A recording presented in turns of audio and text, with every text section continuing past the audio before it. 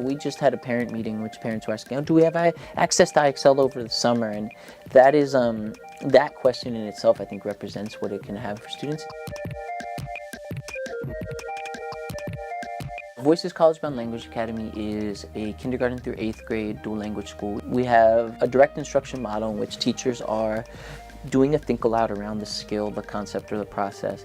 Students are watching them and observing and participating, and then they're doing a lot together so that we're gradually releasing that responsibility. When you don't have a wealth of aligned content for students to work on, it can be tough to release them with the confidence that they're going to be working on tasks that are really getting at the skills they need.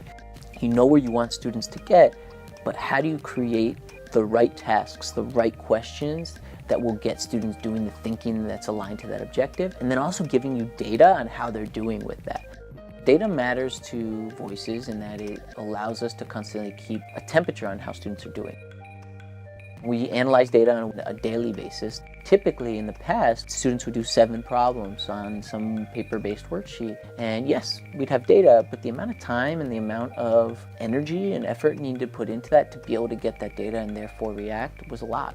IXL is giving us that data through their practice automatically, and that's been able to have huge benefits on how efficiently teachers can react to students' needs. IXL allows teachers to be able to have that aligned standard practice at their fingertips so that they know, okay, students struggled in this objective. Let me go into IXL and make sure that I can get something tomorrow. We're going to get some practice right away on IXL. Or you know what, I'm even noticing mid-lesson that students are struggling in this concept. There's an aligned IXL practice that I can get students to do. Instead of, I'm noticing they're struggling, do I create 10 problems in the middle of the lesson? That's not doable.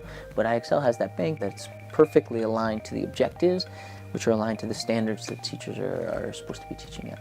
Students are often going to get questions right or wrong. But what I noticed in IXL is when the students get a question wrong, it provides that dialogue. You see students say, oh, I got this wrong. Let me find out why. What was the specific thing I did wrong? Let me investigate. Or, oh, I think I got it. Let me try the next one. I'm going to mess up. I'm going to struggle.